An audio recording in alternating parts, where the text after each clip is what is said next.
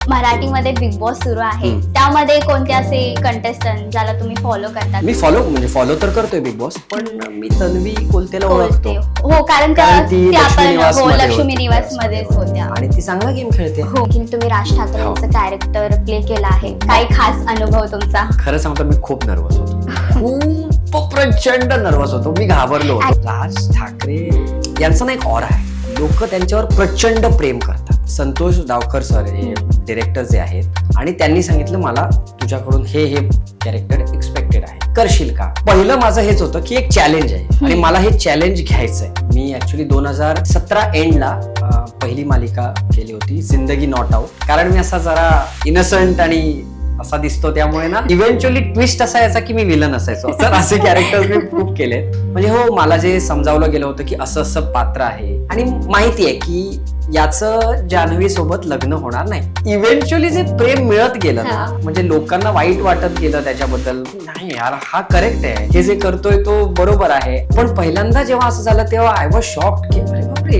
एवढं लोकांना आवडते का हे कॅरेक्टर? अरे, आणि मला आता त्याचं दुःख आहे की जे तुला माहिती होतं ते आता तू विसरतेस आणि पुन्हा त्याच्या प्रेमात पडतेस. हे नको होत. मला जेवढे वेगवेगळे कॅरेक्टर्स करायला आवडतील तेवढं I will be more happy. Hi, माझं नाव अनुज प्रभू, तुम्ही मला बघताय टेलीचक्कर रिजनल. नमस्कार, मी सीमा गांबळे, टेलीचक्कर रिजनल मधून. आणि आज आपल्या सोबत आहेत लक्ष्मी निवास या मालिकेतून घराघरात पोचलेले आणि गोंधळ या चित्रपटातून प्रेक्षकांच्या मनावर अधिराज्य करणारे असे आपले सर्वांचे लाडके कलाकार अनुज प्रभू अर्थात विश्वा. तर यांच्यासोबत आपण थोड्याशा गप्पा मारणार आहोत. तर चला तर मग, welcome to the Telichakkar. Thank you so आणि मच. कसं वाटतंय आज पहिल्यांदा टेलीचक्कर रिजनल मध्ये? नाही, खूप छान वाटतंय सीमा. थँक्यू सो मच, तू मला इथे इन्व्हाइट केलंस. आणि टेलीचक्कर हे चॅनल असं आहे की जे खूपदा रील्स मध्ये येतं. सो मला माहिती आहे Telichakkar it's a great thing. I am glad की मला तुम्ही फीचर करताय. आणि पर्सनली सांगायचं म्हटलं तर विश्वा हे कॅरेक्टर माझं खूप आवडीचं आहे, त्यामुळे मी तुम्हाला हे केलंय. Thank you so much. तर माझ्यासोबत प्रेक्षकांबद्दल देखील म्हणजे त्यांना देखील कळणार आहे की तुमच्या आयुष्याबद्दल काय सुरू आहे, मालिकेमध्ये काय सुरू आहे. तर त्यासोबत आपण गप्पा वगैरे मारूया. तर आता खरं सांगायचं म्हटलं तर मालिकात म्हणजे जेव्हा तुम्हाला ऑफर झाली, ही तुमची पहिलीच मालिका होती की त्या अगोदर काही काम तुम्ही केलं होतं? नाही, याआधी मी मालिका केल्या आहेत. मी ऍक्च्युली 2018 मध्ये 17 एंडला पहिली मालिका केली होती, जिंदगी नॉट आउट, जी झी युवावर यायची. तेव्हा झी युवा नवीन चॅनल होतं. मग त्यानंतर कुंकू टिकली आणि टॅटू म्हणून एक सिरियल होती, त्यात एक छोटासा ट्रॅक केलेला. आणि मग ना मी काही काळ खूप एपिसोडिक्स केले, जसं महाराष्ट्र जागते रहो, शौर्य असेल, प्रेमा तुझा रंग कसा, म्हणजे एका एपिसोड पुरत्याच्या स्टोरी असायच्या. त्या मला खूप एक्साइट करायच्या तेव्हा, की म्हणजे वेगवेगळ्या शेड्सचे कॅरेक्टर. मी बऱ्याचदा, कारण मी असा जरा इनोसंट आणि असा दिसतो, त्यामुळे ना इव्हेंच्युअली ट्विस्ट असा यायचा की मी विलन असायचो. तर असे कॅरेक्टर्स मी खूप केलेत. आणि मग त्यानंतर काही काळ मी सिरियल्स केल्या नाहीत. मध्ये कुण्या राजाची राणीतून स्टार प्रवाहावर त्यात पण एक ट्रॅक केला होता. अँड देन बऱ्याच काळानंतर अशी फुल टाइम जी सिरियल आहे ती ही लक्ष्मी निवास. आणि त्यामध्ये असलेलं विश्वा हे कॅरेक्टर इव्हनली प्रेक्षकांचं तर खूपच लाडकं कॅरेक्टर झालं आहे. इव्हनली इंस्टाग्रामवरती पण रील्स वगैरे की असा मित्र आपल्या आयुष्यामध्ये असला पाहिजे. आणि तुम्हाला जेव्हा प्रेक्षकांकडून असं प्रेम मिळतं तेव्हा तुम्हाला काय वाटतं की तेव्हा मी हा डिसिजन घेतला, एक हे पात्र, तेव्हा तो डिसिजन खरंच आज सफल झाला आहे का? ऍक्च्युली खरं सांगू तर मी जेव्हा हे पात्र म्हणजे एक्सेप्ट केलं तेव्हा मला वाटलं नव्हतं की एवढं लोकांना हे कॅरेक्टर आवडेल. म्हणजे हो, मला जे समजावलं गेलं होतं की असं असं पात्र आहे आणि माहिती आहे की याचं जान्हवी सोबत लग्न होणार नाही. या गोष्टी तर मला आधी माहिती होत्या की त्याचं इव्हेंच्युअली म्हणजे तो प्रेम करत असेल, पण मग जयंतकडे ती जाईल आणि मग जे पुढे होणार ते होणार. पण तोपर्यंत तरी मला माहिती होतं. सो माझ्या डोक्यात मी एक ऍक्टर म्हणून की मला हे शेड्स करायला मिळतील. जो आधी कॉलेजमधली एक शेड आहे, त्यानंतर डिप्रेशन मध्ये गेलेली एक शेड आहे, मग दारू आहे, या शेड्स करायला मिळतील म्हणून हे खरं सांगायचं तर एक्सेप्ट केलं. मी खूप काय म्हणूयात सेल्फिश होतो तसं बघायला गेलं तर, की ॲज अन ऍक्टर. पण इव्हेंच्युअली जे प्रेम मिळत गेलं ना, आणि म्हणजे लोकांना वाईट वाटत गेलं त्याच्याबद्दल, असं वाटत गेलं की नाही यार हा करेक्ट आहे, हे जे करतोय तो बरोबर आहे. आणि त्यात ऑफकोर्स म्हणजे जयंत हा एक कॅरेक्टर वाईज लिहिला पण असा गेलाय, त्यामुळे विश्वाकडे जरा सिंपती येते. सो ते सगळं मिळून जे प्रेम मिळत गेलं ते म्हणजे माझ्यासाठी पहिल्यांदा जेव्हा हे असं घडलं ना, खूप धक्कादायक होतं. खूप ऑफकोर्स व्हेरी हॅपी, असं कोणाला आवडणार नाही. पण पहिल्यांदा जेव्हा असं झालं तेव्हा आय वॉज शॉक्ड की अरे बापरे, एवढं लोकांना आवडते का हे कॅरेक्टर. अरे मग मेसेजेस यायला लागले. मग कुठे गेल्यावर विश्वा, जानू कुठे आहे? जानूला हे करा. असं माझ्यासोबत झालंय की त्या जयंत कडून वाचव रे तिला जानू, अशा आजीबाई वगैरे येऊन अजूनही बोलतात. सो ऑफकोर्स ग्लॅड आणि खूप सरप्राईज आहे मी. आणि आता मालिकेचा ट्रॅक म्हटलं तर आता जान्हवीने डिसिजन घेतला की जयंतचा बदला घेणार आहे, की त्यांनी ज्या काही गोष्टी केल्या, आणि विश्वा तिच्या घरच्यांसमोर जयंतचं जे सत्य आहे ते बाहेर काढणार आहे. तर त्याबद्दल काय सांगणार तुम्ही? आता जे पुढे येणार आहे त्याबद्दल मी काय बोलणार नाही. पण जे झालंय ते असं झालंय की हा मी प्रयत्न केलेत माझ्या दृष्टीने हे सत्य बाहेर आणायचा. पण झाले असं की सगळे लक्ष्मी निवास मधले, एस्पेशली लक्ष्मी आणि श्रीनिवास काका, हे एवढे जयंत बद्दल त्यांना एवढं प्रेम आहे, त्यांना वाटतं की जयंत एवढा करेक्ट आहे की ते माझ्यावर विश्वास ठेवत नाहीत, असं झालेलं आहे. तर त्यांनी सांगितले प्लीज हे तू खोटं करतोयस, आणि मी तोंडघशी पडलो. त्यामुळे माझे प्रयत्न चालू आहेत की जानूला तिची ती मेमरी जी आहे ती परत यावी, तिला सगळं आठवावं. कारण ती माझ्या घरी आली होती, घरी राहिली होती, तेव्हा सगळं तिने मला सांगितलं होतं. आणि मला आता त्याचं दुःख आहे की जे तुला माहिती होतं ते आता तू विसरतेस आणि पुन्हा त्याच्या प्रेमात पडतेस, हे नको होऊ दे. तर त्यामुळे माझे प्रयत्न सुरू आहेत, आणि बघूयात आता मी सक्सेसफुल होतोय की नाही हे ऑडियन्सला लवकरच कळेल. तर आता गोंधळ या चित्रपटामध्ये तुम्ही एक वेगळी भूमिका साकारली, आणि त्याबद्दल म्हणजे काही खास असा एक्सपिरियन्स आहे का? कारण ती अशी भूमिका आहे की सहज कोणी स्वीकारत नाही, आणि तुम्ही ती भूमिका स्वीकारली, तर त्यामागचे म्हणजे काय असं तुम्ही काय प्रयत्न वगैरे काय करावं लागलं तुम्हाला त्यासाठी? ऍक्च्युली संतोष डावखर सर हे डिरेक्टर जे आहेत त्यांनी आम्हाला 2024 मध्ये, ते जुलैमध्ये आम्हाला त्यांनी म्हणजे थ्रू ऑडिशन्सच त्यांनी सिलेक्ट केलं. मग त्यानंतर त्यांनी आम्हाला बोलवलं आणि स्क्रिप्टचं नरेशन झालं, आणि त्यांनी सांगितलं मला तुझ्याकडून हे हे कॅरेक्टर एक्सपेक्टेड आहे, करशील का?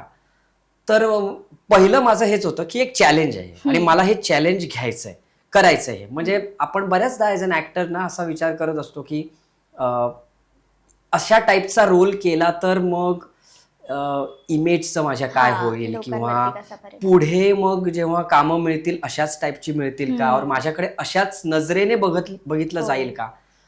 पण माझ्यासाठी ऑनेस्टली मी तर तसा विचार करत नाही. मला जेवढे वेगवेगळे कॅरेक्टर्स करायला आवडतील तेवढं I will be more happy. So माझ्यासाठी एक चॅलेंज म्हणून मी घेतलं.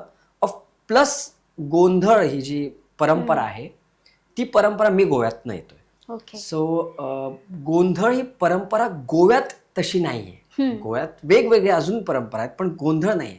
मी गोंधळ फक्त बघितलाय, पण नाही का बऱ्याच गावात जशी गोंधळ होतात, गोंधळ लोकांना माहिती असतो, तेवढा मला माहिती नव्हता. सो माझ्यासाठी एक नवीन जग होतं, आणि ते माझ्यासाठी एक्साइटिंग होतं की या जगातलं मला मुरळी हे पात्र, आणि ऑफकोर्स त्या मुरळी पात्र मुरळीचं आहे पण त्याला एक शेड आहे, काहीतरी कॅरेक्टर आहे स्टोरीमध्ये, तो एका कारणासाठी येतो. तर हे सगळं माझ्यासाठी एक्साइटिंग होतं.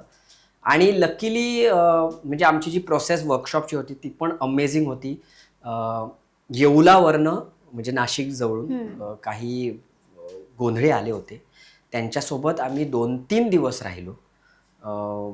दिवसभर म्हणजे सकाळी 9ला भेटायचो, संध्याकाळी 7-8 पर्यंत. मग ते गोंधळ परफॉर्म करायचे, ते बोलायचे, मग आम्ही त्यांच्या सोबत राहायचो. ते काय विचार करतात, ते कसं गोंधळ परफॉर्म करतात, मग वेगवेगळी गाणी, त्यांची मुरळी कशी नाचते. मग यातनं काही गोष्टी इन केल्या की मी माझं कॅरेक्टर मग यातनं कसं डेव्हलप करू शकतो. प्लस ऑफकोर्स म्हणजे तो फक्त गोंधळी नाहीये, तो गोंधळी बनून आलाय त्या स्टोरीमध्ये. तर मग अजून काय करता येईल. आणि हे एक म्हणजे छान ॲज अन ॲक्टर म्हणून माझ्यासाठी खूप चांगली प्रोसेस होती. आणि ती फिल्म जर तुम्ही पाहिली असेल तर खूप छान बनवली पण आहे, खूप चांगली शूट पण केली आहे, खूप चांगले टेक्निशियन्स आहेत त्या फिल्ममध्ये. त्यामुळे या सगळ्यांसोबत काम करायचा जो एक्सपिरियन्स आहे खूप एनरिचिंग होता, आणि माझ्यासाठी एक लर्निंग कर्व होता. आणि तुम्ही म्हणलात की धर्मवीर मूवी मध्ये पण देखील तुम्ही राज ठाकरे हो. यांचं कॅरेक्टर प्ले केलं आहे आणि राज ठाकरे म्हटलं तर ते एक ठाम मत असणारं कॅरेक्टर बरोबर. आहे आणि ते करताना काही म्हणजे एक्सपिरियन्स वगैरे काय करावा लागला, काही खास अनुभव तुमचा? पहिल्यांदा जेव्हा मी ऑडिशनला गेलो होतो हम्म. तेव्हा ना खरं सांगतो मी खूप नर्वस होतो. खूप प्रचंड नर्वस होतो. मी घाबरलो होतो. ऍक्टर सुद्धा नर्वस हा. होता. नाही, कारण काय आहे की राज ठाकरे सर यांचा ना एक ऑरा आहे आणि ते असं कॅरेक्टर आहे, ते असे आहेत ज्यांना सगळे ओळखतात. सगळ्यांचं त्यांच्याबद्दल एक मत आहे. लोक त्यांच्यावर प्रचंड प्रेम करतात. तर ना माझं असं होतं, माझ्या डोक्यात हेच विचार येत होते की मी जर यात गणलो तर लोक शिव्याच देणार आहेत की हे नाही त्यार आपले साहेब असे नाही आहेत. हे काय केला साहेब, बरोबर ना? कारण ऑब्व्हियसली आपण ज्यांच्यावर प्रेम करतो ते कॅरेक्टर जर आपल्याला स्क्रीनवर दिसणार असेल आणि ते तसं दिसत नाहीये जसं ते बाहेर आहेत, तर लोकांना आवडणार नाही. उलट लोक म्हणजे काय हेटच करतील. सो ते जे नर्वसनेस होतं ना ऑफ प्लेइंग हिम, ते खूप असं झालं की, पण लकीली जे कास्टिंग डायरेक्टर होते शंतनू भाके, तो आला आणि तो म्हणाला की डोंट वरी. मी पहिला जो ऑडिशनचा टेक मला अजून आठवतो दिला होता, तो खूप ना असा थोडा नर्वस होतो. त्यामुळे पहिला टेक झाला, त्याने मला बोलवलं. तो म्हणाला ऐक ना, तू मिमिक्री करायला जाऊ नकोस. म्हणजे ते कारण काय होतं डोक्यात, कसं करू. मी 2-3 त्यांचे इंटरव्ह्यूज पाहिले होते, मी भाषणं पाहिली होती आणि जास्त वेळ मिळाला नव्हता प्रिपरेशनसाठी. तो काही 4-5 तास मिळाले होते. त्यामुळे म्हणजे येताना ऑन द वे मी पुण्यातनं येत होतो, ते येताना ऑन द वे आणि तिथे गेल्यावर तेवढाच वेळ. तर झालं. पहिला टेक असा म्हणाला की बघ जरा मिमिक्रीकडे जातोयस तू. म्हटलं ओके. मग त्याने मला एक छान एक्झाम्पल दिलं. तो म्हणाला तू संजू पाहिलास का? संजू तेव्हा आला होता चित्रपट. तो म्हणाला बघ, रणबीर कपूरने हे संजय दत्तची मिमिक्री नाही केली, त्याने रणबीरचा संजू प्ले केला. म्हणजे तो काय मुद्दामून त्याचा आवाज काढण्याचा प्रयत्न करत नाही, तो त्यातनं त्याचा आवाज शोधतोय जो संजूला मॅच होईल. मग ही एक गोष्ट माझ्या डोक्यात ऑलवेज राहिली की हा ओके, माझ्यातनं मी काय शोधू शकतो जे राज ठाकरे साहेबांसारखं आहे. आणि मग 2 टेक झाले आणि ते त्यांना आवडले. मग मला वाटलं अजूनही लोक येतीलच ना ऑडिशनसाठी, बघूयात. पण लकीली झालं माझं आणि त्यानंतर अजून प्रेशर वाटलं, कारण आता परफॉर्म करायचंय. आणि ज्या दिवशी सेटवर गेलो, खूप ऍक्टर्स होते. तुम्ही ती चित्रपट पाहिला असेल. मराठी इंडस्ट्री मधले भले भले दिग्गज त्या सेटवर होते आणि तो सीन मला असं होतं की हे सगळे बघणार आहेत लाईव्ह करताना. त्याचं एक प्रेशर होतं. पण थँक्स टू प्रवीण थर्डे सर, त्यांनी एवढं कम्फर्टेबल केलं सेटवर आणि असं मला जाणवूच दिलं नाही की मी एक नवीन कलाकार आहे. त्यांनी मला एवढं असं दाखवलं की हे बघ, या सीनचा हिरो तू आहेस. हे सगळं का होतंय? कारण राज ठाकरे साहेब इथे येत आहेत. हा जो सीन आहे हा त्यांच्यामुळे, तो तू हिरो आहेस, डोंट वरी. तुझ्यासाठी हे सगळं होतंय. आणि ते एक एनर्जी बूस्ट जी मिळते, तर ते झालं. आणि आय एम ग्लॅड. ते म्हणजे जेव्हा मी स्क्रीनवर नंतर ऑफकोर्स लोकांचे मेसेजेस आले तेव्हा आवडलं लोकांना. आता माहित नाही सगळ्यांनाच आवडलं की नाही, पण जेवढे माझ्यापर्यंत फीडबॅक जो आला तो लोकांना आवडलं. आम्हाला वाटलं असं की तेव्हाचे यंग राज ठाकरे आमच्या समोर आले. आणि सिरियल मध्ये जयंत सोबत बॉन्ड कसा आहे? जान्हवी सोबत तर स्वीटच आहे, पण असं म्हणतात की जी ऑन स्क्रीन जसं टशन असतं, ऑफ स्क्रीन तेवढीच मस्ती असते. तर तसं आहे का तुमच्या दोघांमध्ये? आम्ही दोघं कमाल मित्र आहोत. कारण आम्ही दोघं युजली रूम शेअर करतो आणि म्हणजे ऑन स्क्रीन राहिलं बाजूला, ते सुद्धा म्हणजे करताना मजा तर येतेच. कारण आमची टशन असते त्यात, पण ऍज अन ऍक्टर करायला खूप काय आहे ना, की ती टशन आहे, डायलॉगवर डायलॉग बाजी आहे, ते आम्हाला दोघांनाही आवडतं. आम्ही दोघेही खूप फिल्मी आहोत. लहानपणापासून दोघेही फिल्म्स बघून वाढलेलो आहोत. आणि ते फक्त टीव्हीवर नाही, थिएटरमध्ये जाऊन फिल्म्स, सिटी मार डायलॉग्स वाले जे तसे मासी फिल्म्स आहेत ना, तसे बघून वाढलेलो आहोत. त्यामुळे ती जी भूक आहे ती आहेच. पण अदरवाईज सुद्धा आमची जी चर्चा होते खूप मस्त. आम्ही सोबत असतो. कधी कधी असं होतं की लॅपटॉप आणतो, तर लॅपटॉपवर त्याच्या फिल्म्स पाहणं. जर आम्हाला तासाभराचा ब्रेक असेल तर सध्या तो एक ऑन्टराज नावाची सिरीज बघतोय, तर ती सिरीज तो लावतो, आम्ही दोघं बघतो सोबत. नाहीतर तो कुठली तरी फिल्म सजेस्ट करेल, मग ती बघतो. आमच्या फिल्म्सवर चर्चा, ओव्हरऑल जगाबद्दल चर्चा, हे आमचं बोलणं खूप चालू असतं. We have a lot of fun on set, जे लोकांना वाटत असेल की यांची दुश्मनी, पण असं काहीच नाही, मजा करतो आम्ही. आणि तुमच्या जर्नी बद्दल काय सांगणार तुम्ही, की इंजिनियर केल्यानंतर तुम्ही कसं हेच प्रोफेशन चूज केलं त्यानंतर, किंवा त्या अगोदर तुम्ही असं काय केलं ते लोकांना देखील काय सांगाल त्याबद्दल? ऍक्च्युली मी माझं इंजिनिअरिंग केलं आहे in electronics and telecommunication, Goa college of engineering गोवामधून. आणि थर्ड इयरमध्ये असताना, ॲक्च्युली सेकंड इयरमध्ये असताना, लहानपणी तर नाटकं करायचो, संगीत नाटकं आमच्या गावात करायचो, गॅदरिंग्स वगैरे हे करायचो. पण सेकंड इयरमध्ये असताना, जर तुम्हाला माहिती असेल, आदित्य जांभळे, आर्टिकल 370 नावाची जी हिंदी फिल्म आली होती, त्याचा डिरेक्टर हा माझ्या कॉलेजमधला सिनियर, 1 वर्ष सिनियर, खूप चांगला मित्र. त्याने मला ना सेकंड इयरमध्ये असताना, ऑलमोस्ट आपण कसे एखाद्या गली क्रिकेटमधून डायरेक्ट IPL ला एका प्लेअरला कसं स्काउट करतो, तसं ना त्याने मला स्काउट केलं. मी असंच एक इंटर ब्रांच एक कॉम्पिटिशन होते तांडव नावाची, त्यात तो माईम आणि स्ट्रीट प्ले याचा कॉर्डिनेटर होता आमच्या ब्रांचचा. तर त्याला तिथे मी भेटलो, आम्ही त्या इंटर ब्रांचमध्ये भाग घेतला, त्याने ते डिरेक्ट केलेलं. आणि तेव्हा त्या वर्षी त्याने सकाळ करंडक पुण्यात व्हायचा, त्यासाठी एकांकिका, आणि त्याचं असं स्वप्न होतं की गोव्यातून एक टीम जावी सवाई करंडकसाठी, तोपर्यंत गेली नव्हती. तर ते त्याचं स्वप्न होतं, त्यामुळे एक स्टेपिंग स्टोन होता सकाळ करंडक. आणि तेव्हा त्याने एक एकांकिका बसवली होती, अरे माणसा माणसा. तेव्हा त्याने मला हे केलं की तू करशील का. हे बघ, फक्त एक मी सांगतो की अटेंडन्स तुला म्हणजे अटेंड करता येणार नाही, कारण वेळ द्यावा लागेल. मला ते मी करू शकतो, मला काय टेन्शन नाही, पण आणि जिद्द हवी. म्हणजे असं होईल की तुला वाटेल 4-4, 5-5 तास नाही, रात्रभर जागून करावं लागेल, कारण पहिला एक्सपिरियन्स होता. आणि तिथून मग सकाळ करंडक ते थर्ड इयर, सवाई करंडक, पुढच्या वर्षी आम्ही फायनल्सला आलो. आणि मग इथे येऊन मला जाणवलं की याला ना, या फील्डला स्कोप आहे इथे, जे गोव्यात नाहीये. प्रोफेशनली बघायला गेलं तर गोव्यात खूप कलाकार आहेत, हाऊस खूप आहे, हौशी कलाकार खूप आहेत गोव्यात. तसं बघायला गेलं तर थिएटरचं खूप चांगलं कल्चर पण आहे, पण प्रोफेशनली कोणी याच्याकडे तेवढं बघत नाही, पैसा कमवण्यासाठी नाही. इथे येऊन मला जाणवलं की इथे त्याला स्कोप आहे. आणि मग मी काय काय करू शकतो. तेव्हा थर्ड इयरमध्ये होतो. मग घरी सांगितलं, घरी जरा आईबाबांना वाटलं हे काय करतोयस. ऑफकोर्स थर्ड इयरमध्ये आहेस तू, आता फोर्थ इयर, मग इंजिनिअरिंग कम्प्लीट होईल, तुला जॉब मिळेल, आणि तू आता म्हणतोयस की फ्रॉम स्क्रॅच तुला काहीतरी स्टार्ट करायचंय. मग काय नाही, 2-3 मी ऍक्च्युली हॉस्टेलमध्ये राहायचो, तर शनिवार रविवार घरी यायचो मी. शनिवार रविवार सांगितलं, दुसऱ्यांदा, थर्ड वीक, मग चौथ्या आठवड्यात जेवणाच्या टेबलवर रडलो. इमोशनल ब्लॅकमेल म्हणजे मला ना त्यांना समजवताच येत नव्हतं, आणि मला कळत नव्हतं मी त्यांना कसं समजा. आणि तिकडे आय थिंक ना त्यांना एक जाणवलं की हा सिरियस आहे याबद्दल. हा फक्त म्हणजे ऑफकोर्स, कारण त्यांना वाटणं स्वाभाविक आहे की इंजिनिअरिंगच्या थर्ड इयरमध्ये येऊन हे म्हणतोय, मग ते काहीतरी 2 वर्ष 3 वर्ष करून म्हणेल आता मला अजून काहीतरी तिसरं करायचं, असं कसं चालेल. सो मग त्यांना जाणवलं की हे सिरियस आहे. आणि मग मला बाबांनी एक सजेशन दिलं की तू असं असेल तर शिक या फील्डमध्ये. तू फक्त जाऊन मुंबईत जाऊन तुला वाटेल की काहीतरी मिळेल, तसं होणार नाही. अँड मला ते पटलं, मला असं वाटतही होतं. मग मी कॉलेजेस काही शॉर्टलिस्ट केले. एक NSD दिल्ली होतं, ललित कला केंद्र पुणे होतं, आणि academy of theatre arts Mumbai.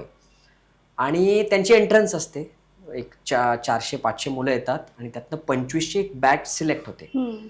तर मी अकॅडमी ऑफ थिएटर आर्ट्सची दिली, कारण इथे एकतर म्हणजे मुंबईत त्यामुळे जी काही सुट्टी असेल, मला मुंबई या शहराला अजून जवळून ओळखता येईल, इथे राहता येईल, इथे काय काय होतं हे पण बघता येईल, आणि त्यासोबत इथे इंग्लिश, हिंदी आणि मराठी या तिन्ही भाषेत थिएटर होतं. तर मी दिली आणि सिलेक्ट झालो. आणि तिथून जो प्रवास सुरू झाला तो सुरू आहे. वेगवेगळे कॅरेक्टर्स करतोय, प्रयत्न करतोय, आणि मग चालूच आहे. तेव्हा 17 पासून पास आउट झालोय, तो आता 2026 चालू आहे.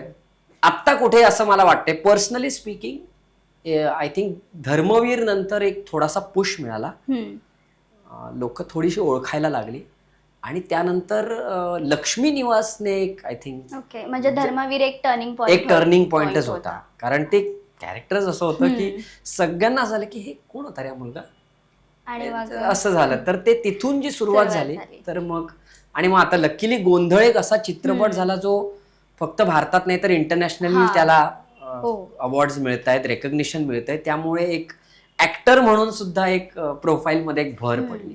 आता मराठी इंडस्ट्रीमध्ये रियालिटी शोज वगैरे होतात, तर तुम्हाला असं कधी ऑफर आली का रियालिटी शोज साठी? नाही, अजून तर कोणी मला ऑफर केलं नाही. आणि आता मराठीमध्ये बिग बॉस सुरू आहे 6वा सीझन, तर त्यामध्ये कोणते असे आहेत कंटेस्टंट ज्याला तुम्ही फॉलो करता किंवा असं वाटतं की हा फायनल्स पर्यंत जाऊ शकतात? मी फॉलो तर करतोय बिग बॉस, पण मी तन्वी कोलतेला ओळखतो. हो, कारण ती लक्ष्मी निवास मध्येच होत्या आणि ती चांगला गेम खेळते. हो, आवडतोय मला तिचा गेम. काय की बिग बॉस हा खेळच असा आहे ना की त्यासाठी मला असं पर्सनली वाटतं की फक्त कम्प्लिटली 100% रिअल राहून पण चालत नाही. यू हॅव टू, म्हणजे मी हे म्हणत नाही की कोणी रिअल और अनरिअल आहे, पण त्यासाठी एक डोक्यात एक प्लॅन असला पाहिजे की how I am going to go about it. प्रत्येक वीकमध्ये तुम्हाला काय काय फीडबॅक येत असतो, त्यावर मी काम करीन. मग कधी कधी माझ्या काय तो कोर स्वभावाला ते पटणार नाही, पण ते खेळासाठी करावं लागतं. आणि ते आय थिंक तन्वी खूप चांगलं करते. की तिला जसं पहिल्या आठवड्यात सांगितलं गेलं की तू खूप राग होतोय, राग अनावर होतोय, तंटा क्वीन वगैरे, पण त्यानंतर तिने जो चेंज दाखवला तो गेमसाठी होता ना, of course, and it's a good thing that she is doing well. Vishal एक चांगला आय थिंक प्लेयर आहे, ॲज अ प्लेयर म्हणून इज गुड. सो मी असं वरवर फॉलो करतोय and I am liking what I am seeing. आणि रितेश देशमुख जे होस्ट आहेत त्यांच्याबद्दल काय सांगणार तुम्ही? Riteish Deshmukh is an amazing host. आणि म्हणजे फक्त आत्ता नाही तर ते हिंदीचे त्यांनी अवॉर्ड शो सुद्धा आधीचे होस्ट केले, तर त्यावरूनच कळते की त्यांच्याकडे एक क्वालिटी आहे होस्ट करायची. होस्टिंग तसं बघायला गेलं तर आपल्याला वाटतं सोपं आहे, बट सगळ्यांना धरून ठेवणं हे होस्टचं काम आहे आणि ते त्यांना जमतं. सो आय थिंक ते खूप चांगलं. आणि काय की ते एक this is so respectable as a person. त्यांची ना एक बोलण्याची सुद्धा जी स्टाईल आहे, रिस्पेक्टफुली सगळ्या गोष्टी करतात. त्यामुळे आणि ऑफकोर्स जे कंटेस्टंट आहेत त्यांच्या मनात पण त्यांच्याबद्दल एवढा रिस्पेक्ट असतो की ते इझिली बॅलन्स आउट करतात सगळ्या गोष्टी. म्हणजे कधी कधी तुम्हाला वाईट बोलतील, पण तेच जो रविवारचा एपिसोड असतो त्यात मस्त चिल करतील, तुम्हाला एक शांत करतील, रिलॅक्स करून देतील. सो म्हणजे राग आणि प्रेम दोघेही करतील आणि ते गरजेचं पण आहे. ते ऑडियन्स म्हणजे आपल्या कंटेस्टंट्सना ऑडियन्सचं जे मत आहे ते कळवणं आणि जशा प्रकारे त्यांचं मत आहे, म्हणजे फक्त कळवणं नाही, शब्दातनं कळवणं नाही, पण त्यांचे जे इमोशन्स आहेत ते पण कळवणं. राग जर आल्या ऑडियन्सला तर तो राग आहे, तो रागच मग त्या प्रकारेच त्यांना कळवणं हे पण गरजेचं आहे. ते पण ते करतात अँड देन इव्हेंच्युअली त्यांना हॅपी करून लाईट नोटवर घेऊन पण जातात. आणि आता जाता जाता आमच्या प्रेक्षकांना काय सांगणार तुम्ही? प्रेक्षकांना हेच सांगेन की एकतर प्लीज, म्हणजे टेलीचक्कर एक कमालचं चॅनल आहे आणि टी व्ही इंडस्ट्रीला खूप चांगल्या प्रकारे फॉलो करतं. जसं आता आज मला फीचर केलं आहे, कित्येक ॲक्टर्सना त्यांनी फीचर केलं असेल, तर थँक्यू सो मच आधी. आणि जे मला पाहतायत, माझी मालिका पाहतायत, और ज्यांनी गोंधळ चित्रपट, धर्मवीर चित्रपट, जे काही मी आधी काम केलं ते पाहिलं असेल, तर प्लीज असंच फॉलो करा, प्रेम करत राहा. मी हीच आशा करतो की मी वेगवेगळे कॅरेक्टर्स घेऊन तुमच्या समोर येईन, प्रयत्न करत राहीन की मी जे काही करीन ते तुम्हाला आवडेल. कधी आवडलं नाही तर बिंदास फील फ्री टू कॉन्टॅक्ट मी, तुमचा अभिप्राय कळवा, मग ते सोशल मीडियाद्वारे असेल, इंस्टाग्राम, काही. मला कन्स्ट्रक्टिव्ह क्रिटिसिझम आवडतं. आणि कारण ही लर्निंग प्रोसेस आहे, the learning should never stop. तर तुम्हाला असं कधी वाटलं की हे काम नाही आवडलं और ह्या ही गोष्ट नाही आवडली, प्लीज कळवा. फील फ्री अँड प्लीज असंच प्रेम राहू द्या. Thank you so much. Thank you so much सीमा.